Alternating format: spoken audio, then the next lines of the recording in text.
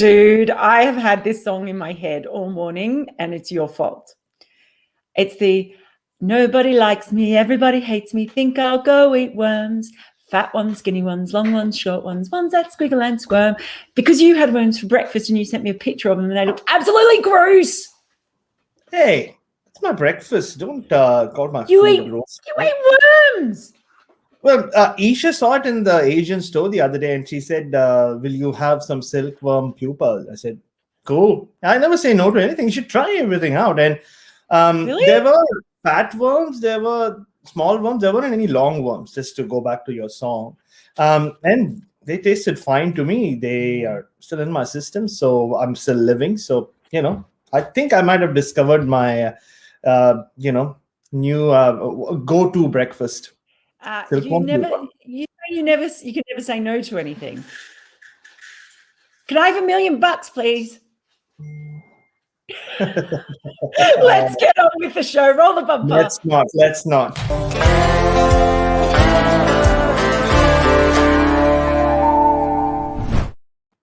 Hello and welcome to the good, the bad, and the ridiculous on a day when after going to the gym in the morning, I've got wet hair from the shower, so I'm pretty embarrassed about that. But hey, I know. Hello to everyone who's dropping in. I can see some people there saying hi. Ishan Sinha, hello, Bharat and Mel. G. Paul says hello.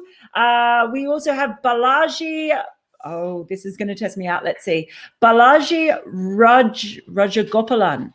Rajagopalan. Huh? Hello, Bharat. Hello only to me, by the way, not you. Yeah. Hi, Balaji. What am I, chopped liver or silkworms? Silkworm pupa. Vicky Way says, hello, guys. We are here to discuss a whole lot of... Hello, Deepak Kumar says, hello, Melinda. So they're in your face, Bharat. Thank you so much. We've got Anisha Raja here saying hello from Dallas. Oh, my gosh, that's pretty exciting. I would love to be there right now. One day I'm going to go to Dallas. What a week. So much feels like it's happened. And there's been quite a lot of drama. Now, if you have any nominations for the good, the bad, and the ridiculous things that have happened for the week, please do drop them into the chat. We've got a couple that we've got from Twitter, but we'll try to get through some of yours here live as well. Where should we start? There we go. Drop in your nominations in the live chat. Hashtag good, bad, ridiculous. But let's go with our first nomination that we have from Twitter, from Suman Snag, who says, what do you both think of Justin Langer's reaction to Bangladesh celebrations episode? How many thrash cans were kicked? Now, I think that's supposed to be trash cans, but I like the fact that it's thrash cans, because I think if there are any trash cans about, they would get a good thrashing from Mr. Langer. So obviously, for anyone who has not realised, there have been reports coming out of the Australian camp that Justin Langer and the team manager Gavin Dovey were very upset with members of the Cricket Australia digital team who posted videos of Bangladesh celebrations and the Bangladesh team song on social media, not feeling that was not appropriate for the official Twitter handle. And there was a bit of a public brouhaha that was seen by quite a few people. What do you make of that, Bharat?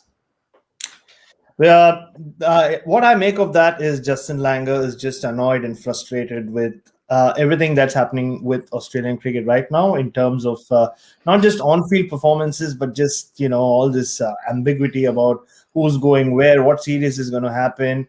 And we saw that come through even late last year. If you remember the brouhaha with David Boone, where were we? In Canberra. Yeah. Where he just, yes, I mean, they were former teammates, and of course, it was swept under the carpet eventually. But we saw that frustration come through as well. What it tells me is Justin Langer and T20 cricket still have, that relationship still has a lot of working on to do. Like they just don't seem to get along as yet, and it's showing, right? 5 consecutive T20I series loss for Australia. Of course, Justin was not in New Zealand when Andrew McDonald was coach, but still, they are, you can talk about, yes, missing key players and the pitches in Bangladesh, but haven't always missed key players. You haven't always played on pitches like these during this period. So it just tells me that Justin Langer almost has had enough of T20 cricket, and it's not a good look. It's after everything that's happened in Australian cricket in the last 3 years, and the Test documentary where it was about the team, but it was more so about Justin Langer and how he shaped this team, and how the trash can that Suman's talking about, the whole scene about that, involving that. So it's like I said, it just tells me that Justin Langer is right now not very comfortable in issues when it comes to T20 cricket, especially. And it's it shouldn't have happened this way. And funnily enough, cricket.com.au, who are kind of embedded with the team. Yes, they do have some independence, I guess, but and there are good friends as well. So I did feel bad that they had to be put in that position, and to have happened publicly as well. Not a good look for Justin Langer. Yeah. So I think there's two things around this. One is it's clearly it's taking a toll after a pretty woeful tour, let's face it, overall, especially with the T20 World Cup coming up. You've had all the stuff that's come up about Justin Langer's coaching, the reviews that were had, players coming out and saying, he probably found it quite confronting. It wasn't exactly an overwhelming, let's all get behind Justin Langer and he's the best coach ever and we love him, blah, blah, blah, blah, blah. It was like, look, he took it on board really well and it must have been very confronting, which it's not like a massive ringing endorsement, is it? So all of this stuff has been happening. It was a woeful tour, and you look at it and you're absolutely right. Look, Australia have lost series at home. They've lost series away. They've lost series in all manner of condition. They've lost with all their best players. They've lost without their best players, giving fringe players a go. And as you said, they've also lost with Langer there, and they've lost with Andrew McDonald there. So there are so many things going on around that. So I think on top of that, COVID, all the time in quarantine and bubbles, all of that's clearly taking a toll. The other issue, or the other thing besides there, is this whole thing with cricket.com.au and the role that they play and they try to play, where they all belong to the same organisation. Cricket Australia has sent them all over there together, in the bubble together, and yet they're the only sort of way of actually having any on-site reporting.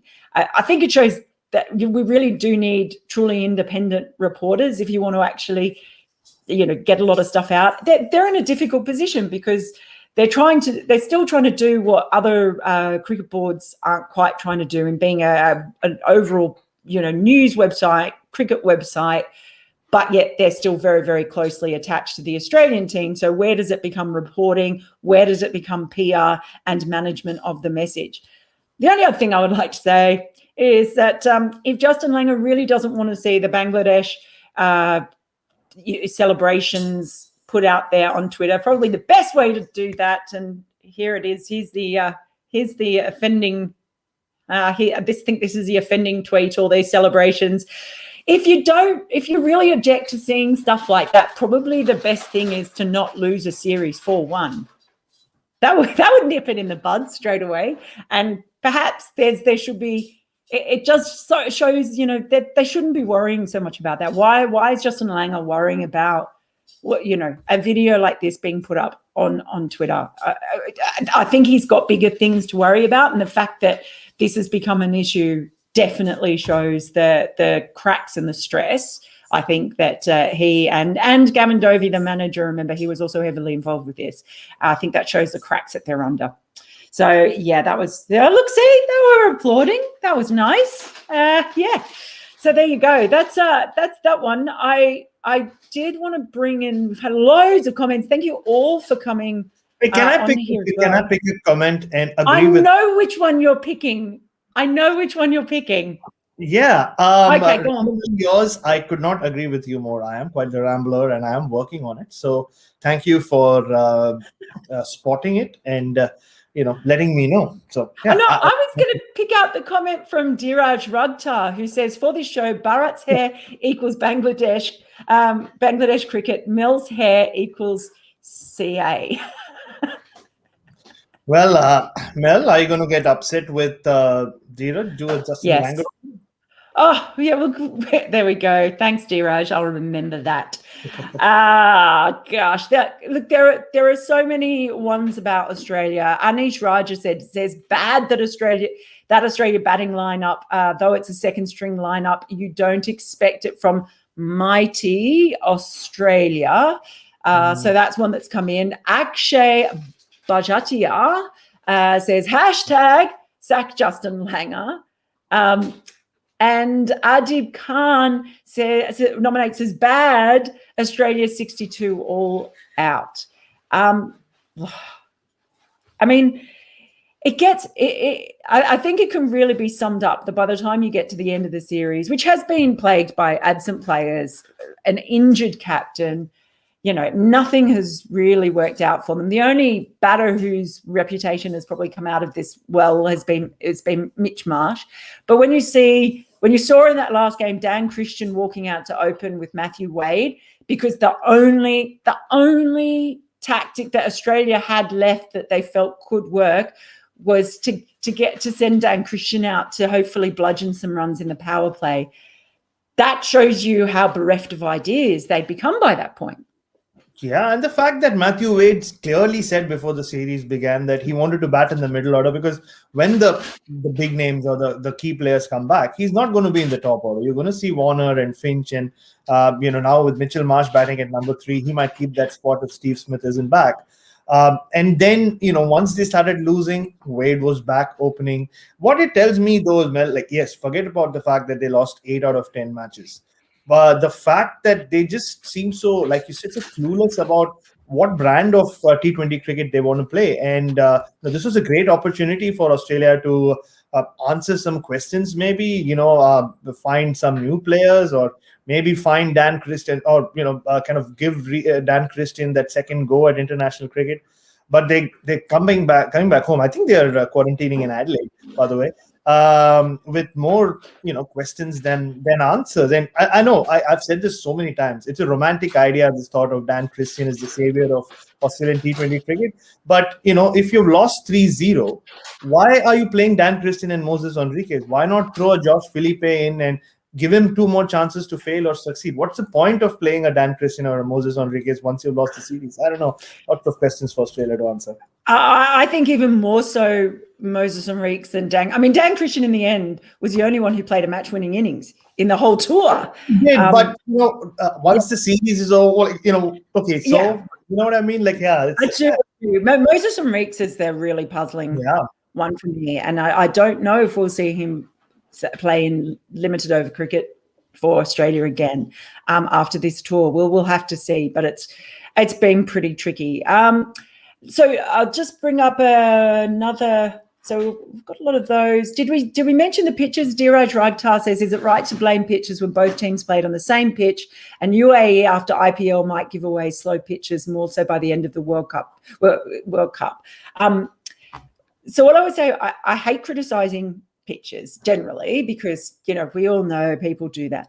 These were quite extreme conditions, though I think you have to say, and a number of the players, they were hard for both teams. Any series, T20 series, over 5 matches, 10 innings with a higher score as 131, that's clearly really, really difficult for batting.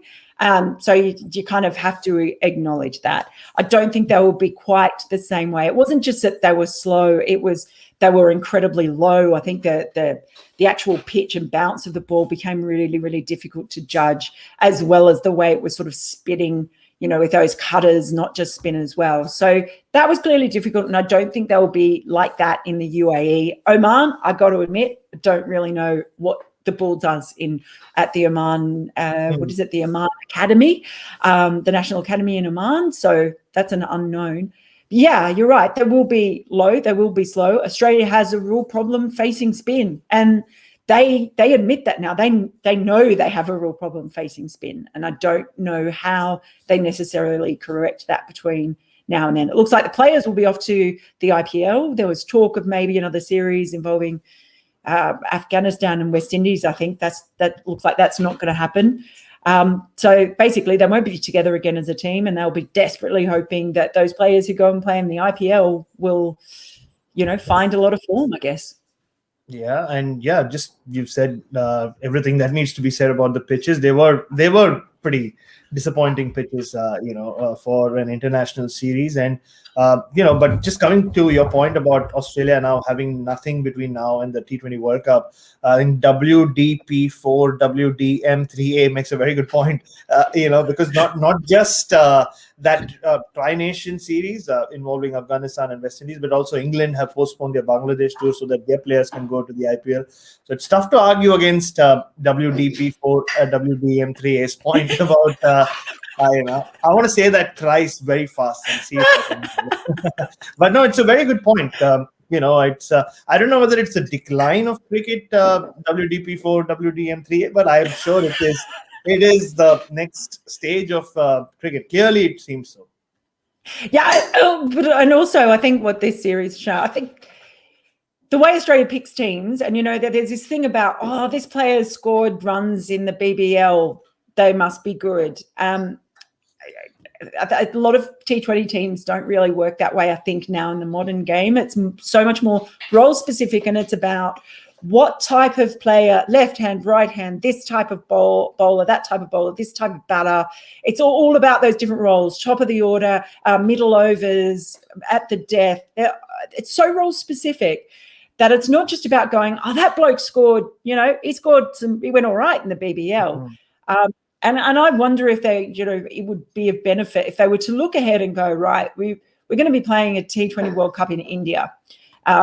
We need to get more players actually going and playing in the BPL or in the CPL or in some of these other tournaments as well, to actually get more experience in varied conditions, instead of just like, this guy does really well against fast bowlers at the SCG or whatever it is. I would question if that's the right way to build a team, because it feels like that's kind of how it's been done. We'll get our best cricketers together and they'll go out and win games. And I just don't think that's how T20 works anymore. I could be wrong. What do I know? Let's bring up another nomination, shall we? I think the next one that we have from Twitter, we've got a couple of nominations in this one. Yes, from the Rajiv 8. Good. ICC bid for Olympics 2028. Ridiculous. New Zealand already setting their squad out for the T20 World Cup. Olympics first. What do you think about cricket in the Olympics? When I posted that, I tell you what, there are a lot of people who replied and went, that's a no from me and no thanks. It seemed to be quite lukewarm on the idea, which I thought was interesting. As a cricket journalist, I cannot be more excited that the cricket is going to the Olympics, because that means we'll finally get to go to countries which we never imagined we'd go to. Yeah, I mean, there has been some cricket in the US. Hey, I think was it Anish from Dallas? Maybe we can go meet Anish, after we are done with the Olympics in LA. So no, I'm all for it. And cricket's always got a bad rap for not actually becoming a global sport. This is a great opportunity for cricket to do so, and LA is a good place to start. There are millions of Indian and South Asian expats there, so it will be received well. And then of course 2032 is right here in Brisbane, with the Gabba supposed to be the the new look Gabba will be the central point of that Olympics. So it's good timing as well. And well, I was hoping that they would introduce it in 2024, and we get to cover cricket in Paris. But that's all right. LA for now. So, what format, by the way? Anish says, let's do it, guys. Anish, if it's on in LA, okay, that's a date. We're meeting you. That's like definite. We are doing this. What format? What format, Bharat? T10, T20? The 100. No, I don't. Unless the 100 becomes an international competition with a world championship by then, which I don't rule out. I think it will be T20 cricket. But it'll be interesting to see if they do with cricket what they do with soccer, where it's not a full-fledged team. If they maybe they'll put caps on how many senior players you can have in the side. Could be interesting. But G. Paul actually makes a very good point. I see China preparing for a cricket team. And I think, I'm not saying cricket needs China, but if you want to be the number one sport or the biggest sport in the world, you need the big countries playing in a way, right? So Yeah. I'm all for China coming into the cricket world, and you put a sport into the Olympics, you know for a fact that the Chinese will get interested. So it's a win-win-win from all corners in my book. Well, I mean, and you're right.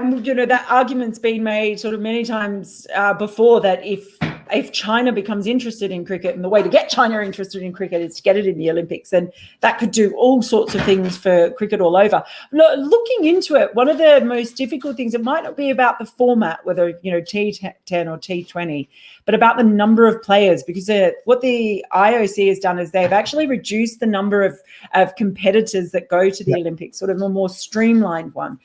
So other sports that have like, say, rugby sevens, that have gone on to be played in the Olympics, they have a much smaller squad. So that's possibly going to be one of the difficulties, that it would have to be a really streamlined squad, maybe even reduce the number of players, although that would be very interesting. I don't know if that would happen. It'd be very hard on fielding sides, but that might be one thing to look out for, is just when they decide on formats, as well as it's the number of players and the number of teams, just to try and get enough games in, and also not just have it blow out to a cast of thousands. But very interesting. New Zealand, I noticed the other day they've put it out there, their T20 World Cup squad. I like it. I really like it. Early, ahead of time, just put it out there, man. This is what we're doing. And I guess, they're allowing, obviously, a lot of their players to go and play in the IPL beforehand as well. Yeah, and I saw this wonderful tweet. I should have noted down what handle it was, where someone in India had posted a picture of their parents, or maybe the original tweet was someone's parents at home, and it read like, my parents at 10:30 a.m. For a 3:30 p.m. flight. They were all packed and ready to leave. And someone else had quote tweeted that, saying, yeah, that's like New Zealand picking their squad for the T20 World Cup. I love that. And it is true, right? Yeah, I mean, we're talking about Australia and India still not sure about who to pick and what will be their final 15. New Zealand have said, hey, hang on, this is it. Like, we're playing with this squad. So, I mean, look, we are in the era of the Black Caps, it looks like, right? They seem to be producing some world-class players. They are the World Test champions. That mace is going all around New Zealand. And yeah, so it just shows you that it's another sign of their confidence as a cricketing nation right now, that they know exactly who they're playing. There are a couple of surprises in there. Todd Astle, I've not followed the New Zealand domestic T20 circuit very closely, but Todd Astle's been in and around across formats for New Zealand, so he seems to have come back. There's some question marks about Ross Taylor and why he's not there, but Ross Taylor said he wanted to win an ICC championship, and he's done it now. In fact, he was out there in the middle. Didn't he score the winning runs as well? So much has happened in cricket, I don't remember. So he's done it all, so I'm not surprised he's not there. But as G. Paul says, Colin Munro, his form has dipped across tournaments in the last couple of years. So and now that Devon Conway is in the mix, maybe New Zealand don't need another Colin Munro. But yeah, it's who knows? Maybe like I said, the era of the Black Cap, maybe the year of New Zealand T20 champions. Maybe it is. Just a comment from Frank Thomas, who says, I'd be interested to see cricket with fewer players. You could remove bowling and fielding restrictions to compensate. There's all sorts of things that can be done in there. So, it's an interesting one, and no doubt we'll hear some more. A comment from Anish Raja saying, ridiculous Indian players on fire in the women's 100 tournament.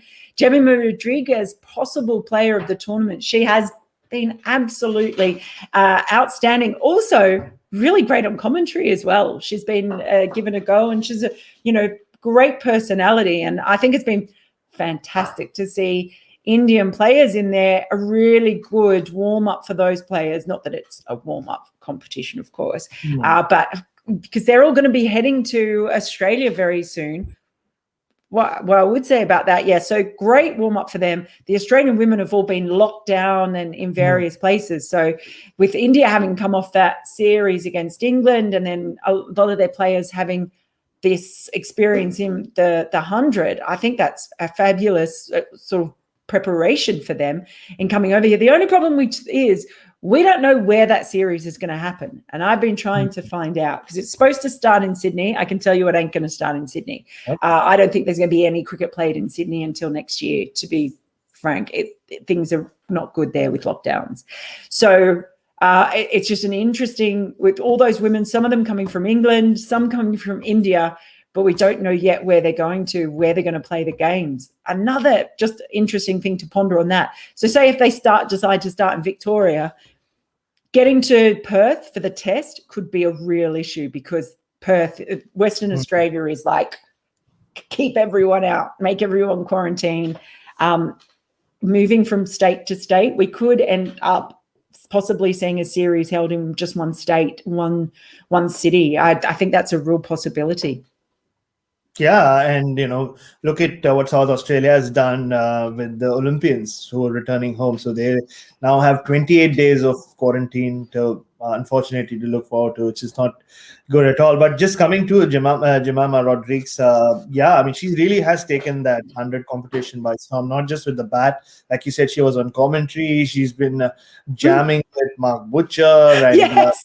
some of our other players, and she is it's a pity that I could never write the story, Mel. One of the last interviews I did before I left India was with Jemima in a very interesting setup. Her parents were there. Her parents were meeting some family friend. We were in some cafe, a crowded cafe. Everyone was loud. I mean, it's a cafe in India, somewhere in Bandra. So you can imagine the sound, the noise levels there. And somehow we sat on that very table and interviewed her, but I never got the opportunity to write it. So I don't know where the audio file is, but she is a very, very cool personality. And I mean, genuinely cool. She's just a genuinely cool person. So it's a pity that I couldn't write that. But yeah, and it's not just her. Smriti Mandhana is doing well. Deepti Sharma was, I think, what do they call it? Hero of the match? What are they calling it in the 100? So lots of great performances. And when they do come to Australia, wherever they land, it promises to be a good series. I'm so glad they didn't go with heroine of the match, because don't do drugs, kids. Don't do drugs. That would be very bad. Rishabh Thakur is just asking, Canberra, can they have all the matches there? Well, Canberra, the ACT, which is the territory that Canberra is in, has just gone into lockdown today. As of today, so no, they won't be there. It's a nightmare, and I really feel for people at Cricket Australia trying to work this out, because it ain't easy. There's border closures everywhere.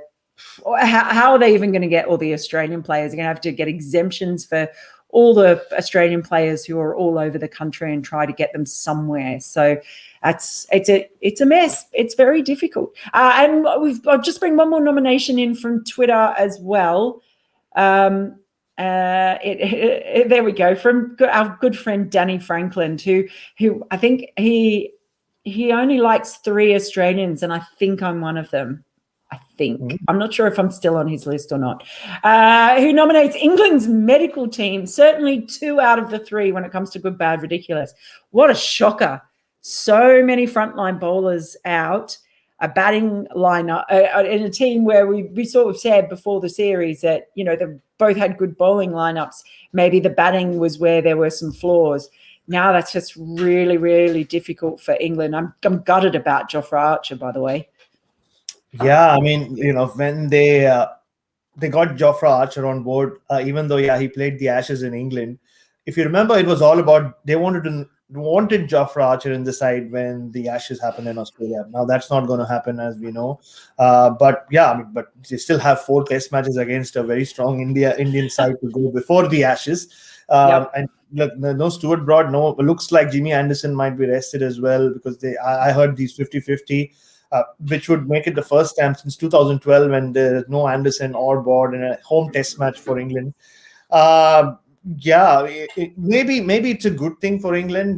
Maybe Saqib Mahmood, who we've heard so much about, we've seen him do wonders in the limited over stuff. I don't know how much India have prepared for him. Of course, in today's day and age, you just need a day to get all the videos out there, and the professional teams these days don't need that much time to look at someone new, but. Maybe England do need something fresh. You look at that team. They barely survived. I was backing India to win that first Test match. I'm sure you were too. Yeah, India have messed up run chases overseas, but the way they started, they saw off the new ball, but just for the loss of 1 wicket, they looked well on their way. So yeah, it's becoming an issue for England. We spoke about this 6 months back as well. Either they're rotating players or they're forced to rotate players, and yeah, it's generally their batting which you think needs constant rotation, because nobody really seems to be able to cement their side place in the side except Joe Root. But now they have bowling issues as well. I don't know how many changes we're going to see. I'm backing Haseem Hamid to make his much awaited return, so that I can give him some hair tips, because I know we're going to get a lot of nominations about his hair once he's back. And yeah, maybe a couple of others as well. Moeen Ali is back as well. But yeah, this again, we speak about this being India's best chance to win a series in England. It just got better. It sure did. Now I'm just going to mention Rishabh Thakur, who nominates just on that point, ridiculous Bairstow, saying our bowling is a little weakened without Anderson and Broad. Dude, you don't have a bowling attack now. Well, we'll see. You know what? It'll be just like England to go and win this test. It'll be just like them to go and win this test. And just like India to lose this as well. Yeah, because, now when suddenly everybody's banking on India to win a test match, it'll be interesting. I have to point out Frank Thomas, who's having a lovely little conversation in the chat with Atul Power One. And it turns Frank is insisting that there were no changes whatever he wants to see in the coaching of the Australian side. Important note, I am an England fan. And just very, very, very quickly, Atul Power One actually asks is it time to replace Langer with Gillespie to bring a fresh perspective to Cricket Australia, and why wear Khawaja Hanscom not selected for the Bangladesh tour, as they are good players of spin. We've spoken before about Khawaja in particular not being there. I can't really give you an answer. I can't. I just don't understand what's happening with a lot of selections in wanting to give, maybe having faith in some of the young BBL players that they could step up and perform, and they haven't. Maybe that's part of it. Look, that's a lot. The way it works in Australia, if Australia win the Ashes out here, then so much will be glossed over, and people will be like, JL, yay, won the Ashes, and that's it. His contract is up for renewal next year. I think it's going to be a very, very interesting period. I do think if Australia don't win the Ashes, then I think that will probably be the end of Justin Langer's tenure as coach, to be honest, because that's what happens, isn't it? It certainly wouldn't surprise me. I think that's a genuine possibility. But, what they do with that T20 side and the coaching of that, I don't know, because whatever they're doing ain't working right now. Yeah, and Atul, don't forget that Jason Gillespie right now has an even bigger task on his hand. He is coach of South Australia, the Redbacks. And yeah, if you think Australia are struggling in T20 cricket, just look up the Redbacks record across formats in the last 5-6 years, especially in the Sheffield Shield for the last 25 years. And there's a much bigger task at hand right now. So, but I'm with you. The Ashes will help, Justin Langer kind of just push through to the end of its contract. But I was actually going to say, how will Australia even lose the Ashes to this English side? Sorry, Frank, but I mean, having seen them lose to that Indian side just 6 months ago, I'm not ruling anything out yet. Yeah, we will see. Now it's time for us to pick our winners. So prepare for the sting, my production friends, because it is time for the goodest thing of the week.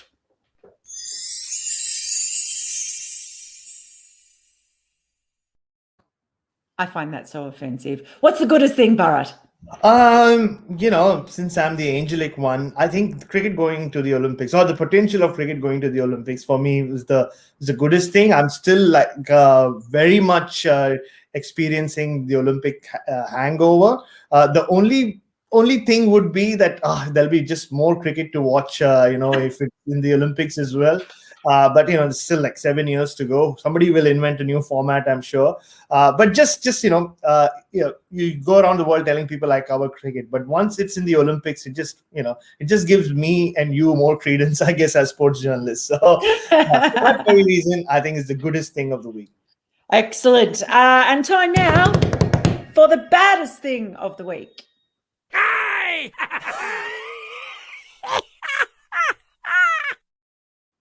I find that even more offensive. Yeah, my What's worms that? didn't look anything like that, by the way. Just putting it out there. It has to be Justin Langer. The news report last night or yesterday about Justin Langer and Gavin Dovey and them publicly going after people who are kind of part of their own team, and for it to come out, yeah, I think it's after, at the end of such a bad run on the road for Australia, it just got worse, I think. Yeah, I mean, there'd be this sort of interesting irony if there ended up being a sort of shake-up and everything else over a T20 tour of Bangladesh. I think there would be some sort of sweet irony in that after the way Australian cricket has treated Bangladesh. Okay, and finally it is time for the ridiculousest thing of the week.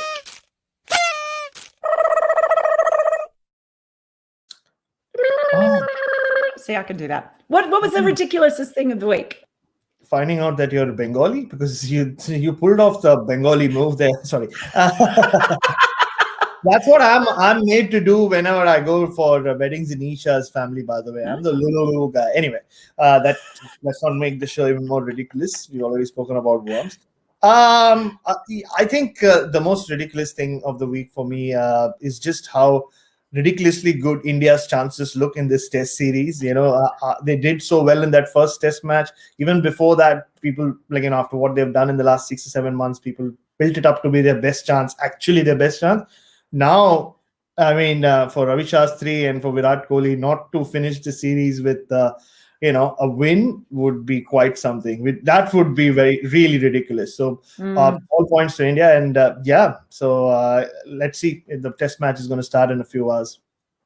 Yeah, let's see. Who knows? We're up women for some late nights again. Thank you all so much for your nominations and for coming and joining us and for all of your comments. We do read them all. So please give us a subscribe, give us a like, drop in your nominations if you see anything throughout the England series as well. Lots of love from us to all of you. And we will see you again. Yeah. 1 second before we go, I just had to pull up something Dheeraj had said. I apologize for Ollie not making an appearance during the show. It's that I saw she was tearing into some tissue paper earlier and I chased her away. So she's going through a rebellious teenage phase for all of you watching. So yeah, she's under some strict rules at home, Mel, but which is getting her all angsty. So she decided not to make an appearance on the show. You know how teenagers are. She's also usually the best thing about this show. So give my love to Ollie. And thanks to all of you for joining us, and we will be back soon. Please do give us a follow on Twitter, give us a like, and until next time, see you later.